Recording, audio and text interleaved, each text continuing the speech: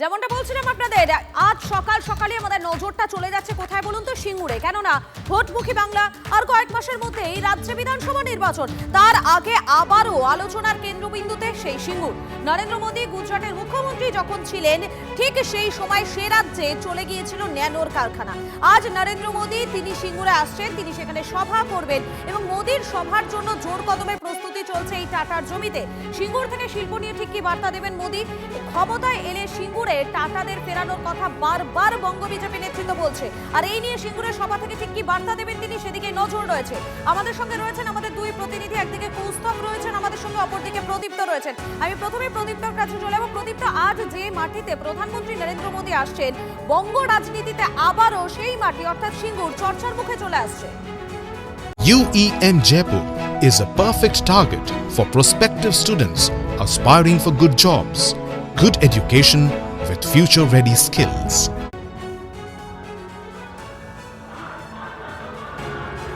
একেবারেই তাই। 18ই জানুয়ারি আর ঠিক 18 বছর আগেই এই সিঙ্গুর চর্চার কেন্দ্রবিন্দুতে শুধু আসেনি তাই নয়, 34 বছরের বাম সরকারের সরানোর ক্ষেত্রে একটা অন্যতম অনুঘটকের কাজ করেছিল এই সিঙ্গুর।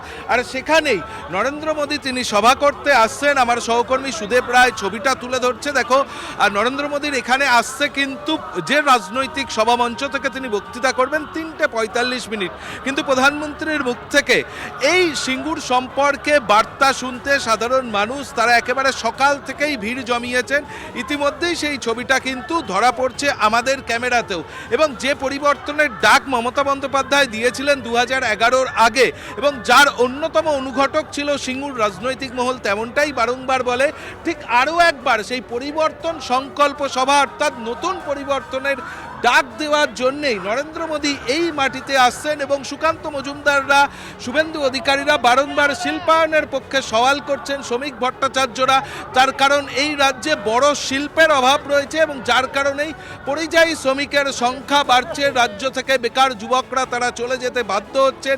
সেই জায়গা থেকে দাঁড়িয়ে নরেন্দ্র মোদী এখানে বড় শিল্প সম্পর্কে ঠিক কী বার্তা দেন তার দিকেই তাকিয়ে রয়েছেন অনেক মানুষ। তার কারণ যে জমির এখনো চরিত্র বদল হয়নি। মমতা বন্দ্যোপাধ্যায় বারংবার বলেছিলেন যে জমি ফিরিয়ে দেওয়া হয়েছে সাধারণ মানুষের কাছে, কিন্তু সিঙ্গুরের মানুষের কাছে পৌঁছালে এখনো শোনা যায় যে বহু জমির ক্ষেত্রে ডিমার্কেশন এখনো হয়নি, শুধুমাত্র পর্চাটা দেওয়া হয়েছে, বহু জমি চরিত্র বদল হয়নি, ফলে চাষটাও ঠিক করে হচ্ছে না। এখানে প্রয়োজন রয়েছে শিল্পের। সেই জায়গা থেকে নরেন্দ্র মোদী এসে ঠিক কি বার্তা দেন সেদিকেই নজর রয়েছে সকলের।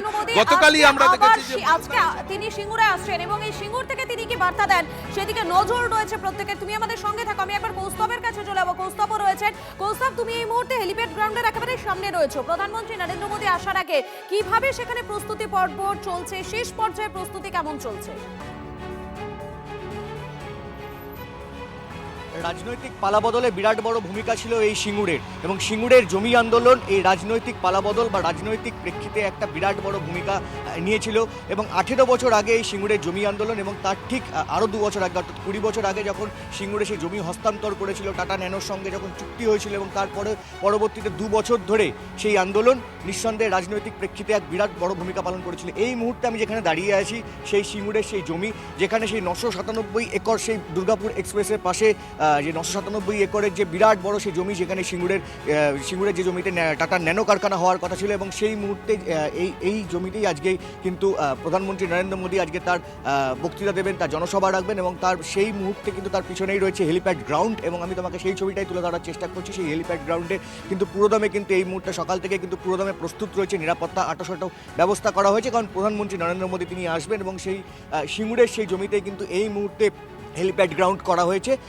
অবশ্যই রাজনৈতিক প্রেক্ষিতে এক বিরাট বড় ভূমিকা বলা যেতে পারে বা এক বিরাট বড় অনুঘটকের মতো কাজ করেছিল এই সিঙ্গুরের জমি আন্দোলন। এবং সেই সময় থেকে কিন্তু এই বর্তমান রাজ্যের মুখ্যমন্ত্রী এবং তৎকালীন যে রাজ্যের বিরোধী দলনেত্রী মমতা বন্দ্যোপাধ্যায়, তিনি কিন্তু এই সিঙ্গুরের যে জমি আন্দোলন সেটাকে হাতিয়ার করে কিন্তু তার রাজনৈতিক কেরিয়ারে এক বিরাট পালাবদলের ঘটনা ঘটিয়েছিলেন। তার পরবর্তীতে আমরা বিশাল একের পর এক আরও বিভিন্ন আন্দোলন দেখতে পারি।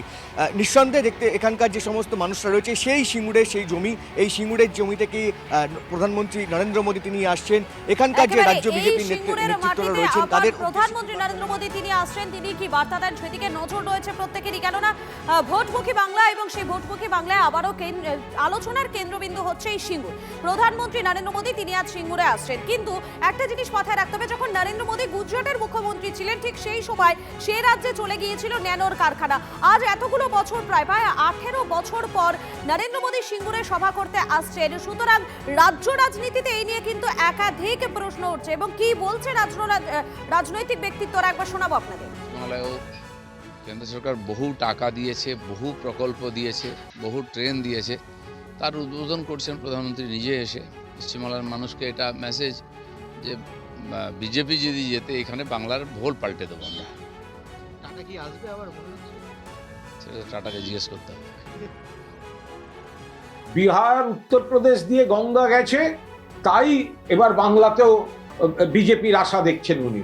আমরা আবার গঙ্গা আরও আছে, যে বিহার উত্তরপ্রদেশ দিয়ে এসছেন, মা গঙ্গা এসছেন, কিন্তু বিজেপির গঙ্গা যাত্রাটা কিন্তু বাংলাতে আর একবার হবে।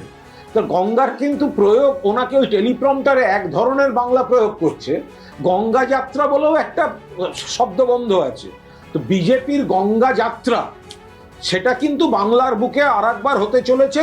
চতুর্থ তৃণমূল কংগ্রেস সরকার প্রতিষ্ঠার মধ্যে দিয়ে বিজেপির গঙ্গা যাত্রাটা বাংলার বুকেই হবে। মমতা ব্যানার্জি এবং নরেন্দ্র মোদী দুজনেই কম্পিটিশন করে ঘোষণা, শিলান্যাস আর প্রচার মাধ্যমে ঘটা করে প্রচার করে এই করছি সেই করছি। আসলে বাস্তবে কী হচ্ছে? নরেন্দ্র মোদী আসবেন সিঙ্গুরে, এতদিন এলেন না কেন? 2014 সালে উনি কী বক্তৃতা দিয়েছিলেন? মমতা ব্যানার্জির বিরুদ্ধে ব্যবস্থা নেবেন বলেছিলেন প্রধানমন্ত্রী হলে। তো তিনি তো প্রধানমন্ত্রী হয়েছেন 14 সালে, এখন 26 সাল, 12 বছর, আর কতদিন যায়? এক যুগ তো হয়ে গেল। যারা সিঙ্গুরে নন্দীগ্রামে এই কাজ বন্ধ করলো, ধ্বংস করলো, সেখানে লিডার ছিল অধিকারী পরিবার। তাহলে অধিকারী পরিবার করেছে মমতাকে মদত দিয়ে, মমতা তাদের হাত ধরে ক্ষমতায় এসছে। দুইজনের মধ্যে এখন প্রতিযোগিতা করছে কে কার বিকল্প। সিঙ্গুরে আসার আগে ফের রাজ্যের উন্নয়নে পাশে থাকার বার্তা প্রধানমন্ত্রী। পশ্চিমবঙ্গের উন্নয়ন যাত্রায় আমাদের সরকার প্রতিশ্রুতিবদ্ধ। সিঙ্গুরে আজ একগুচ্ছ প্রকল্পের উদ্বোধন এবং শিলান্যাসের উল্লেখ করে পোস্ট করেছেন প্রধানমন্ত্রী নরেন্দ্র মোদী। আরও একবার জানাই আপনাদেরকে, সিঙ্গুরে আসার আগে ফের রাজ্যের উন্নয়নে পাশে থাকার বার্তা প্রধানমন্ত্রী। পশ্চিমবঙ্গের উন্নয়ন যাত্রার আমাদের সরকার প্রতিশ্রুতিবদ্ধ। সিঙ্গুরে আজ একগুচ্ছ প্রকল্পের উদ্বোধন এবং শিলান্যাসের উল্লেখ করে পোস্ট করেছেন প্রধানমন্ত্রী নরেন্দ্র মোদী।